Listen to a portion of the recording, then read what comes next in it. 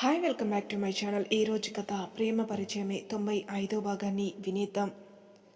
ఊళ్ళో తిరుగుతూ ఉన్న దాత్రి ఓ చోట ఆగి ఒక పాపకి ఏదో చెప్తూ నవ్వుతూ అనుకోకుండా తలెత్తి పక్కకి చూసేసరికి శౌర్య బైక్పై వేరే అమ్మాయితో వెళ్ళడం చూసింది.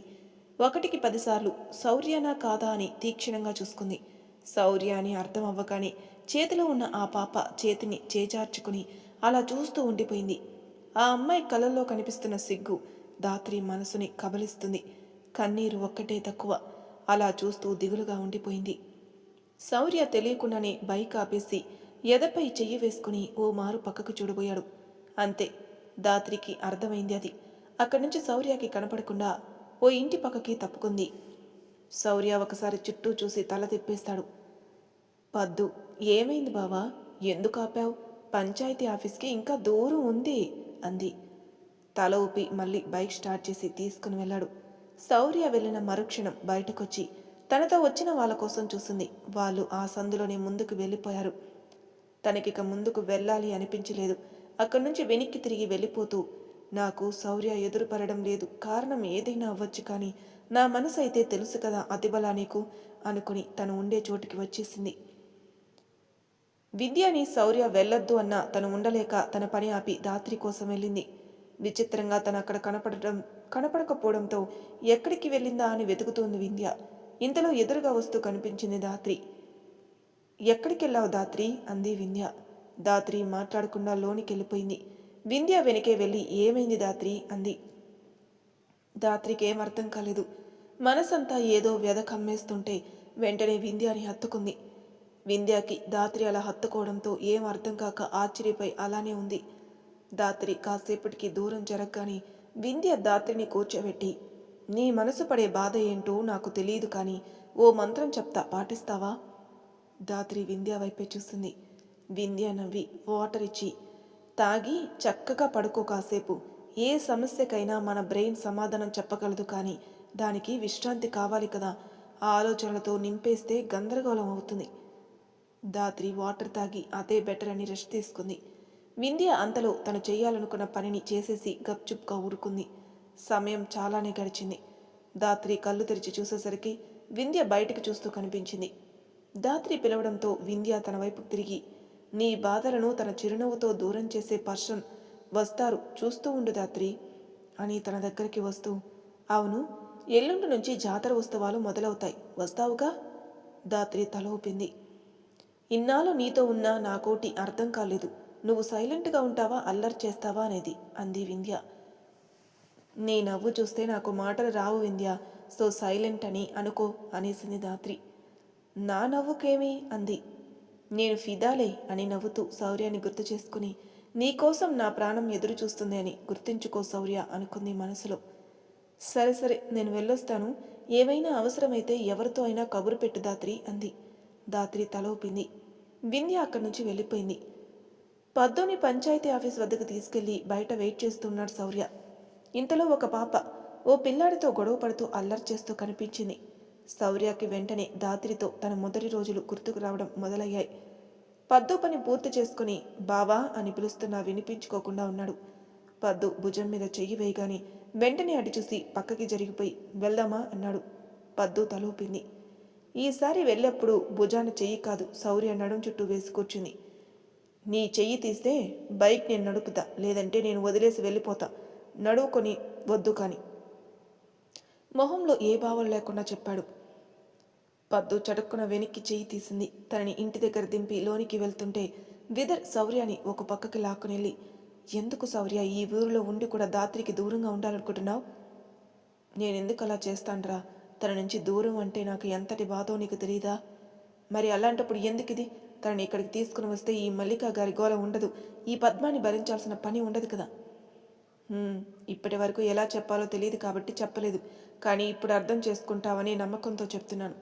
ఇక్కడికి నేను వచ్చాక ఈ జాతర జరిపించమని ఎవరికో అమ్మవారు పూని చెప్పారు.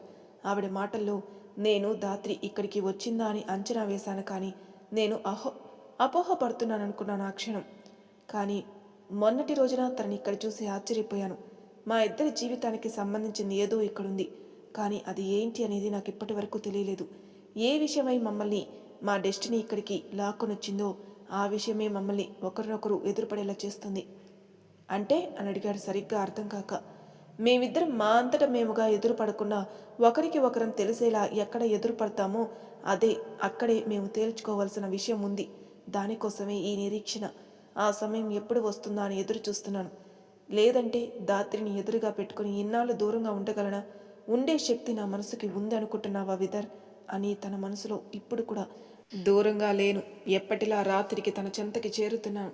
కానీ తనతో మాట్లాడట్లేదు, సమయాన్ని పంచుకోవట్లేదు. కానీ తన సమక్షంలో హాయిగా ఊపిరి తీసుకుంటున్నాను అనుకున్నాడు. అదంతా నీకే తెలియాలిరా. ఒకవేళ ఆ సమయం కానీ ఇంకోటి కానీ రాకపోతే దాత్రికి దూరంగా ఉండడం నీ పిచ్చితనం అవుతుంది. శౌర్య నవ్వి లేదురా అవ్వదు అని మొన్నటి వశిష్ఠ మాటలు నిన్నటి అదృశ్య శక్తుల గురించి చెప్పాడు. అప్పుడు దాత్రికి ఏమైనా ప్రమాదం జరిగితే అన్నాడు విదర్. ఆ ప్రమాదం ఏంటో మా జీవితంలో ఏం జరుగుతుందో తెలియాలి అంటే ఈ జాతర సమయం సరిపోతుంది అని నేను అనుకుంటున్నాను. అవునా? ఒకవేళ ఈ జాతరలో ఏమీ తెలియకుండా ఉంటే తెలిసి తీరుతుంది అన్నాడు బలంగా. అని మనసులో మా గతం ఛాయలు నాకు ఇక్కడవే అనిపిస్తున్నాయి, ముఖ్యంగా ఆ గుడి అని మనసులోని అనుకున్నాడు. సరేరా నీ ఇష్టం అని ఆలోచిస్తూ నమ్మలేని వాటిని నమ్మడానికి ప్రయత్నిస్తూ వెళ్ళిపోయాడు విదర్. శౌర్య అక్కడే ఉండి ఆలోచిస్తున్నాడు. వింధ్య ఎక్కడి నుంచో వస్తూ కనిపించింది. చేతిలో హ్యాండ్ బ్యాగ్ కూడా ఉంది. శౌర్య వింధ్య అని పిలిచాడు. హా అన్నయ్య అని అటు చూసి అక్కడికి వెళ్ళింది. నిన్న నైట్ నుంచి మాట్లాడాలి అనుకుంటున్నాను, కుదరలేదు. ఎక్కడి నుంచి వస్తున్నావు? మీరు నిజంగా నన్ను మీ చెల్లెల్ని అని అనుకుంటున్నారా అంది వెంటనే. ఏంట్రా నీకు అలా ఎందుకు అనిపించలేదు అని లేచి నించున్నాడు. మరెందుకు నన్ను దాత్రి దగ్గరికి వెళ్ళొద్దన్నారు? అదే చెప్పడానికి నిన్న నైట్ నుంచి ప్రయత్నిస్తున్నాను, కానీ నువ్వు నాకు ఎదురుపడలేదు. నువ్వు అలా బయటికి వెళ్ళి తిరిగి వస్తుంటే అమ్మ నిన్ను ఏదో ఒకటి అంటున్నారు. నా వల్ల నీకు ఇబ్బంది అని వద్దు అన్నాను. నిజంగా అంతేనా? నిజంగా అంతే. శౌర్య కళ్ళ వైపు ఒకసారి చూసింది వింధ్య. వెంటనే ఒక స్మైల్ ఇచ్చి తనకెప్పుడు ఎదురు పడతావన్నయ్యా, ఎప్పుడు విషయం చెప్తావు అంది. తనకి నాపై ప్రేమ ఉంటే తనే వెతుక్కుంటూ వస్తుందిలే అని వెళ్ళిపోయాడు. అక్కడే ఉంటే వింధ్య ఇంకేం అడుగుతుందో, ఇంకేం అబద్ధం చెప్పాల్సి వస్తుందేమో అని వెళ్ళిపోయాడు. తనకి నీపై ప్రేమ ఉందన్నయ్య, నేను బయట పెట్టిస్తాను కదా అంటూ పక్కకి తిరిగేసరికి శిల్పతో విదర్ ఆటలాడుతూ కనిపించాడు వింతగా. దెబ్బకి కళ్ళు అంతా చేసి చూసింది. శిల్ప వాడే ట్యాబ్ని తనకి అందకుండా పట్టుకోవడంతో శిల్ప ఇవ్వండి సార్ అని అందుకోవడానికి ఇబ్బంది పడుతూ తీసుకోవడానికి ప్రయత్నిస్తుంది. ఇద్దరి మధ్య ఎంతో గ్యాప్ లేదు. వింధ్య వెంటనే అక్కడికెళ్ళి కాలెత్తి కోపంగా విదర్ చేతిలో ఉన్న ట్యాబ్ లాక్కొని శిల్ప చేతిలో పెట్టి శిల్పాన్ని కూడా తీసుకుని వెళ్ళిపోతుంటే విదర్ వింతగా చూశాడు. కొంత దూరం వెళ్ళాక కోపం నిండిన ఒక చూపుతో వెనక్కి చూసి విదర్ మనసులో చిచ్చు పెట్టేసింది. విదర్ ఆ కోపం నిండిన కళ్ళను చూసి అలానే ఉన్న కాసేపటికి తేరుకుని ఏమైంది తనకి, ఎందుకు ఇలా చేసింది అనుకున్నాడు. శిల్పాని లోపలికి తీసుకుని వెళ్ళాక ఏంటిది అతని మీద పడిపోతున్నట్టున్నావు చూసేవాళ్ళకి? శిల్ప అప్పటికే ఏడుస్తుంది. వింధ్య అది చూసి హే ఏమైంది శిల్ప? అమ్మమ్మకి సీరియస్గా ఉందంట. ఆ విషయం తెలిసిన దగ్గర నుంచి మనసు అదోలా ఉంది. అందుకే సార్ ఇలా నా ట్యాబ్ని లాక్కున్నారు, నా మూడ్ చేంజ్ చేద్దామని అంది. వింధ్య శిల్ప ముందు తన పనికి తల కొట్టుకోలేక ఓ అని శిల్ప భుజం తట్టి ఏం కాదు నువ్వు భయపడకు అని కళ్ళు తుడిచి వాటర్ ఇచ్చి భుజం తట్టి ఓసారి వెళ్ళిరా, నీ మనసుకు హాయిగా ఉంటుంది అంది. శిల్ప ఆలోచిస్తూ సరే నేను వెళ్తాను అని అక్కడి నుంచి వెళ్ళిపోయింది. అయ్యో నేనెందుకు ఇలా రియాక్ట్ అయ్యాను అతని విషయంలో అనుకుంది వింధ్య. ఊహాగారు విదర్ దగ్గర నుంచి వింధ్య ట్యాబ్ లాక్కున్నప్పటి నుంచి వాళ్ళని గమనిస్తూనే ఉన్నారు. తననే చూస్తున్న ఊహాగారిని చూసి ఏం మాట్లాడాలో తెలియక అక్కడి నుంచి వెళ్ళిపోబోతుంటే వింధ్య అన్నారు ఊహాగారు. చెప్పండి ఆంటీ అని అడిగింది. నేనొక ఫోన్ చేసుకోవాలి, నన్ను కాస్త సిగ్నల్స్ వచ్చే ప్లేస్కి తీసుకెళ్తావా అంది. హా సరే ఆంటీ వెళ్దామా ఇప్పుడు? హా అంటూ కదిలారు. అక్కడికి వెళ్ళాక ఊహాగారు రాథోడ్కి కారుకి కాల్ చేశారు. ఆయన లిఫ్ట్ చేసి చాలా రోజుల తర్వాత గుర్తొచ్చామనుకుంటా అన్నారు. మరే విషయం అలాంటిది అన్నారు ఊహాగారు. వింధ్య ఊహాగారిని పరిశీలిస్తుంది. ఏంటో ఆ విషయం శ్రీమతి గారు అన్నారు. విషయం చెప్పడానికే కదా ఈ కాలు. మరి చెప్పండి అన్నారు వెటకారంలో ప్రేమను నిలుపుతూ. నేనిక్కడ విదరికి సంబంధాలు చూస్తున్నాను. నచ్చిన అమ్మాయి పిక్ మీకు పెడతాను, వాడికి ఫోన్ చేసి మీరే చూశానని ఒప్పించాలి. ఆ సమయానికి కావాలని వింధ్య ముందలా మాట్లాడుతున్నారు. ఆహా మరి అందుకు మాకు ఏమిస్తారో తమరు? నేను అనుకున్నట్టు వాడి పెళ్ళైతే మీకు ప్రత్యేకమైన హోదా వస్తుంది, అది చాలదా? అవునా, ఏంటో అది? మామయ్య గారు అనే పిలుపుతో పాటు కొన్నాళ్ళకి తాతయ్య అనే పిలుపు కూడా. తాతయ్యనా అన్నారు. హా, అవును. ఏ, మీ జుట్టు ఇంకా తెల్లబడట్లేదా అన్నారు. ఊహా అన్నారు. ఆ పిలుపుకే అబ్బో, హా, గుర్తున్నానే, చెప్పండి. నవ్వి, చాలేక నీ ఇష్టాన్ని మేం కాదంటావా? ఇదే మాట మీద ఉండండి, లేదంటే తాతయ్య కాలేరు కానీ తెల్ల జుట్టు దొరవుతారు అన్నారు. వింధ్యాకి నవ్వొచ్చి ఇంకో పక్కకి తిరిగి చిన్న నవ్వు నవ్వుకుంది. సరే మేడం, సరే అన్నాడు. హా, టైంకి తినండి, వర్క్ ప్రెజర్ ఎక్కువ ఉంటే స్టాఫ్ని పెంచండి, మీ తల పగలగొట్టుకోక. ప్రేమగా మాట్లాడడం రాదా నీకు అన్నారు నవ్వుతూ. మాట్లాడే మాటల్లో ప్రేమ ఉండాలే కానీ ప్రేమగా మాట్లాడకూడదు అన్నారు. సరే మేడం, మేమిక సెలవు తీసుకోవచ్చా? తప్పకుండా రాథోడ్ సార్ అన్నారు. ఇద్దరు నవ్వుకుంటూ కాలు పెట్టేశారు. ఊహాగారు కాలు కట్టవగానే వింధ్యా వైపు చూసి అటు తిరిగి ఉండడంతో ప్రేమ ఉంటేనే హక్కు ఉంటుంది, ఏదైనా వ్యక్తపరిచే స్వేచ్ఛ ఉంటుంది, అంతకుమించి నువ్వు నా అనే అజమాయిషి ఉంటుంది. కొంతమందికి అది ఎప్పటికి అర్థమవుతుందో అని దీర్ఘం తీస్తూ వింధ్యా వైపు చూసి వింధ్య తన వైపుకు తిరుగుతుందని అర్థమవ్వగానే మొబైల్ వైపు చూస్తున్నట్టు చూసి తలెత్తి వెళ్దామా బంగారం అన్నారు. వింధ్య ఆశ్చర్యపోయి వెంటనే ఆంటీ అంది.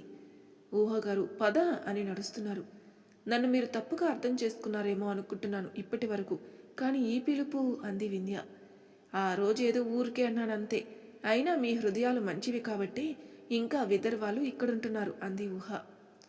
ఉహ్, ఇప్పటి వరకు మీరు ఎలా అర్థం చేసుకుంటున్నారో నన్నని భయం భయంగా ప్రవర్తిస్తున్నా, థ్యాంక్ గాడ్ అంది వింధ్య. ఊహాగారు నవ్వి ఊరుకున్నారు. వింధ్య విదర్కి మ్యాచ్ చూసారా ఆంటీ అని అడిగింది. లేదు, చూడాలి, చూస్తాను వింధ్య. వింధ్య తలూపింది మళ్ళీ అంతట్లోనే. ఎలాంటి క్వాలిటీస్ ఉండాలి అనుకుంటున్నారా ఆంటీ ఆ అమ్మాయికి అని అడిగింది. ఊహాగారు ఆగిపోయారు. వింధ్య ఆగి, నాకు అవసరం లేదు కానీ ఏం కోరుకుంటారో ఓ అబ్బాయి మదర్గా అనే విషయం తెలుసుకోవాలని అంది. నేనేం అనలేదు కదా వింధ్య, అయినా పెద్దగా ఏం అవసరం లేదు. తను మా కుటుంబాన్ని గౌరవించి మా వాడిని ప్రేమగా చూసుకుంటే చాలు, తన పుట్టిల్లు గుర్తుకు రానివ్వను అని వింధ్య వైపు చూస్తూ చెప్పారు. వింధ్య ఒక స్మైల్ ఇచ్చింది. ఆ రాత్రి గంజారకుడు తను అనుకున్నట్టు తనలో తన శక్తులను నిద్రలేపి వాటిని ఇముడ్చుకుని ఓ భావనకి లోనవుతూ ఎదురుగా ఉన్న అగ్నిలో చేతిలో పెట్టి పెద్ద పెద్దగా నవ్వుతూ ఇక ఆట మొదలవుతుంది, రాక్షస రాజ్యం రానుంది అని కూర్చుని ఊగిపోతూ నవ్వుకుంటున్నాడు. కాసేపటికి తదుపరి అధ్యాయానికి దారి ఆలోచిస్తూ ఒక ఉపాయాన్ని అమలు చేయాలని నిర్ణయించుకున్నాడు. ఎక్కడి నుంచో వైద్యుని పిలిపించి అతని చేత వజ్రాకి వైద్యం చేయిస్తుంది జానకమ్మ. అలాగే ఎన్నో వన మూలికలతో చేతి వైద్యం చేసిన తర్వాత వజ్ర యొక్క చేతులు సరి అవ్వడం మొదలయ్యాయి. వచ్చిన వైద్యుడు కొద్దిగా జాగ్రత్తగా ఉండాలని, బలాన్నిచ్చే ఆహారం తినాలని చెప్పి ఇంకేవో మందులు రాస్తూ ఉన్నాడు. వాటికి మసాజ్ చేస్తున్నాడు. కొడుకులో మార్పు గమనించిన జానకమ్మకి ముఖ వర్చస్సు పెరిగిపోయి తన కొడుకుని ఈ పరిస్థితికి తెచ్చిన అతనిని ఎలా మరణశయ్యపై పడుకోబెట్టాలని ఆలోచిస్తూనే కొడుకుని చూసుకుంటుంది. శౌర్య దాత్రి వద్దకు వెళ్ళలేదు ఆ రాత్రి. శౌర్యకు చాలా బాధగా ఉంది. ఆ బాధని అనుభవించాలని ఉండిపోయాడు. దాత్రి చెంతన ఉండాల్సిన సమయంలో కూడా ఇలా దూరంగా ఉండాల్సి వస్తున్నందుకు తనపై తనకే కోపంగా ఉంది. దాత్రి కూడా ఎందుకో శౌర్య కోసం ఎదురు చూడలేదు. కానీ ఏదో మూల ఒక చిన్న బాధ. ఎంత ఆలోచించవద్దు అనుకున్న ఆ దృశ్యం కనపడి ఏవేవో కథలు అల్లుకోమంటుంది, కానీ మనసు అంగీకరించలేకపోతుంది. ఇద్దరి మనసులు తెలియని భావానికి లోనవుతూ ఉంటే ఇద్దరు దానిలోనే మధురానుభూతిని పొందాలని వాళ్ళ జ్ఞాపకాలని కొన్ని మాధుర్యపు రుచులను గుర్తు చేసుకుంటూ ఎప్పటికో పడుకుని పోయారు. విదర్కి ఏదో వర్క్ ఉంటే పూర్తి చేసి పడుకొని ఆలోచిస్తున్నాడు. ఇంతలో బయట ఏదో శబ్దం. ఏంటో ఆ శబ్దం అర్థం కాలేదు. క్రమేపీ ఎక్కువగా వినిపిస్తుంది. విదర్ ఏంటి ఆ శబ్దం అనుకుని బయటికి రాబోతుంటే పక్కన కిటికీ నుంచి ఎవరో వెళ్ళినట్టు కనిపించింది. వెంటనే అటు చూస్తే ఏదో నల్లగా కనిపించింది. కొంపదీసి శౌర్య అన్నట్టు ఏవో శక్తులా ఏంటి, ఈ మాయా శక్తులు వాడి కోసం వచ్చాయా అనుకుంటూ ఉండగా ఇంకా శబ్దం వినిపిస్తుంటే ఇక ఏమాత్రం ఆలోచించకుండా వెంటనే తలుపు తీసుకుని బయటికెళ్ళాడు. దానితో ఇంకా పెద్ద శబ్దం వినిపిస్తుంది. అది ఎలా ఉందంటే రక్తాన్ని జుర్రుకొని తాగుతున్నట్టుంది. విదర్కి ఏదో అలిజడి కలిగింది. నెమ్మదిగా అటుకెళ్ళాడు. అది వింధ్య వాళ్ళింటికి విదర్ ఉన్న ఇంటికి మధ్య ఉండే స్థలం. వింతగా అక్కడ ఒక మనిషి ఉన్నాడు. విదర్ నిశ్చింతంగా పరిశీలిస్తూ ఉంటే అతను అక్కడ ఏదో చేస్తూ చిన్నగా గొనుక్కుంటున్నాడు. సరిగ్గా వినిపించట్లేదు కూడా. కానీ అమ్మాయి గొంతు అబ్బాయి గొంతు అర్థం కాకుండా ఉంది. ఏమైనా బ్లాక్ మ్యాజిక్ లాంటివి చేస్తున్నాడా? అసలు ఏం చేస్తున్నాడు వాడిని? 4 పీకాలని అడుగు ముందుకు వేయగానే అలా నిలబడిపోయాడు. ఆ శబ్దం కూడా పట్టించుకోనంతగా ఆ వ్యక్తి ఏదో చేస్తూ ఉన్నాడు. విదర్కి అప్పుడు అర్థమైంది, అదంతా వాటర్ నిండిపోయి ఉంది. పైగా గడ్డి ఉండడం వల్ల చెప్పులతో నడిస్తే అలాంటి శబ్దం వస్తుందని, అది ఇప్పటి వరకు భయం పుట్టించిందని. వెంటనే చెప్పులు తీసి పక్కన వేసి గబగబా వెళ్ళి కూర్చున్న అతని మీదకి వంగిపోయి మెడని గట్టిగా పట్టుకుని, ఎవడ్రా నువ్వు? ఏం చేస్తున్నావు ఇంత రాత్రి సమయాన? ఎందుకొచ్చావు అని అంటూ, ఇప్పుడే నీ పని చెప్తానని శౌర్య అని అరవబోతుంటే, హే విదర్, లీవ్ మీ అంది. దెబ్బకి వెంటనే దూరం జరిగిపోయి ఆ షాక్కి బాడీ షేక్ అయి బురదలో బుక్ అయిపోయాడు పాపం. మోకాలపై కూర్చొనున్న వింధ్య పైకి లేచి వంకొని పోతున్న మోటార్ నీళ్ళని ఆపడానికి ప్రయత్నిస్తుంది. అయితే విదర్ పడిపోయింది చూసి జాగ్రత్త అని ఇంకో చెయ్యి అందించి లేపింది. విదర్ ఆశ్చర్యపోయి చూస్తుంటే వింధ్య మట్టయిందా అని విదర్ని జరిపి మోటార్కి ఒక ట్యూబ్ బిగించి అటు తిరుగు అంది. విదర్ వెనక్కి తిరిగాడు. అలా తిరగగానే వాటర్ కొట్టింది. విదర్ ఆపు, నన్ను తోసేసేలా ఉంది ఈ ఫ్లో అంటూ వింధ్య వైపుకి తిరిగాడు. దానితో ముందు భాగం కూడా తడిచిపోయింది. వింధ్య సారీ అనేసి మళ్ళీ వెంటనే నవ్వుతూ నీళ్లు కొట్టింది. చలేస్తుంది వింధ్య, ఆపు అన్నాడు. సారీ కానీ ఇది ఆగట్లేదు. దీని బటన్ ఎక్కడుందో చూసి ఆపు అన్నాడు విదర్.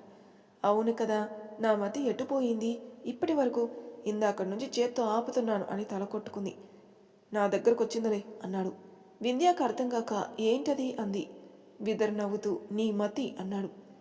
చాలు చాలులే, కాస్త వెళ్ళి అక్కడున్న బటన్ ఆపు. అంతకన్నా ముందు నాదో డౌట్ అన్నాడు విదర్.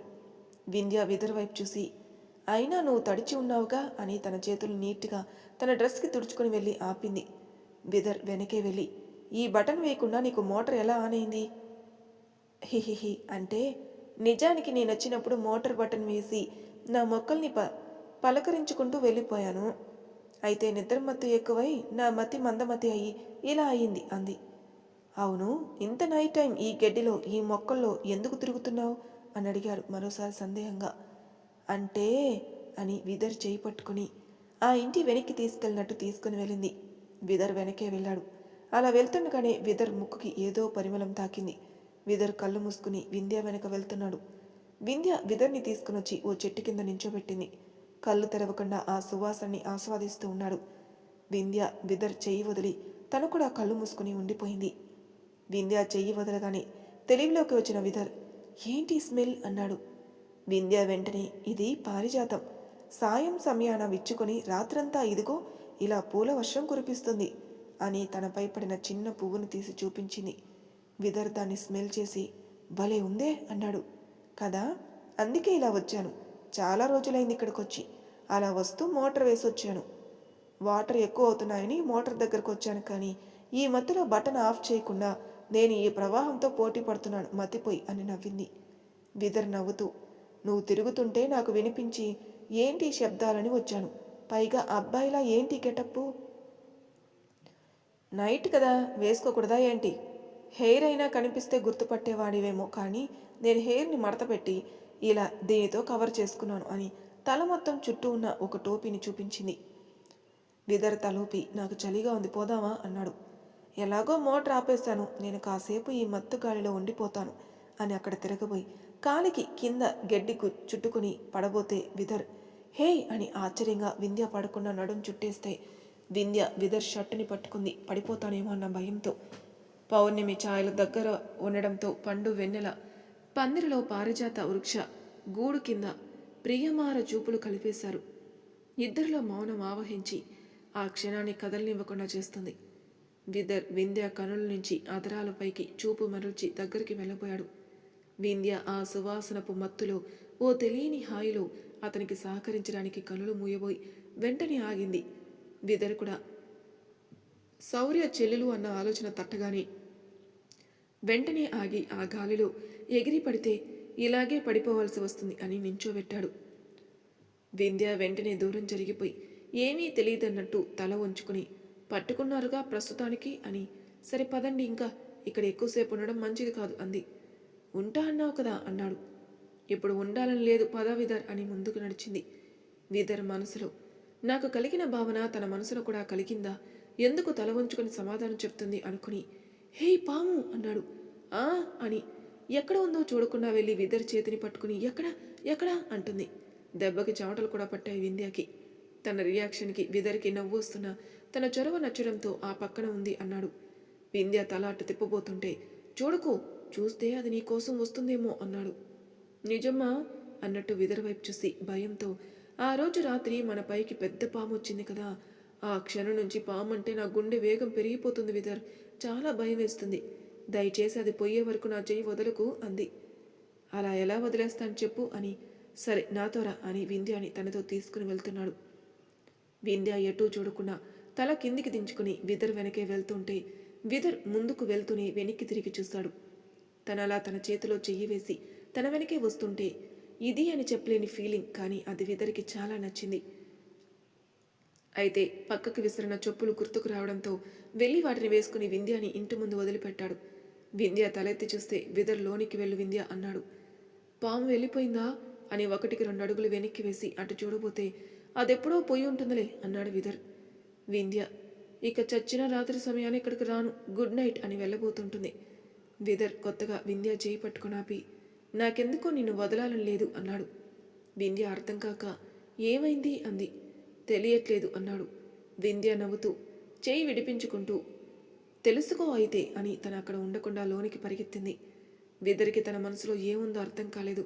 మనసులో ఎందుకు వింధ్య ప్రజెన్స్ ఇష్టపడుతున్నాను, ఇందాక కూడా తన అని ఆగిపోయి తనకి అట్రాక్ట్ అయ్యానా, అట్రాక్షన్ ఉందా మా మధ్య, అయినా ఈ ఏజ్లో అట్రాక్షన్ ఏంట్రా విదర్ అని తన్ని తాని అనుకుని ఎన్నడూ లేని ఈ ఫీలింగ్ ఏంటి అనుకుని అక్కడి నుంచి నెమ్మదిగా గదికెళ్ళిపోయాడు.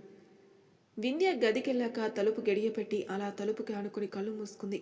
ఏదో కొత్తదనం అనుకుని వెంటనే కనులు తెరిచి అతని చెంతన నా మైండ్ ఏమవుతుంది, అతని స్పర్శని నేనెందుకు అంత ఫీల్ అవుతున్నాను, ఓ అమ్మాయిగా ఆ అబ్బాయి స్పర్శకి ఫీల్ అవ్వచ్చు, కానీ ఆ వజ్ర ఇలా నా చెంతకు చేరితే నాకు చిర్రెత్తుకొచ్చేది, కానీ ఇతని విషయంలో అయస్కాంతంలో అతుక్కుపోతున్నాను, పైగా అల్లరిగా మాట్లాడుతున్నాను, నా కోపం ఎక్కడికి పోయింది అనుకుని ఏంటి మాయ, కొంపదీసి అతను నా మనసుకి నచ్చాడా, అందుకే అతన్ని ఫీల్ అవుతున్నానా అనుకుని ఇక అది అంతకు మించి ఆలోచించకూడదని నిర్ణయించుకుని ఎలాగోలా నిద్రపోయింది.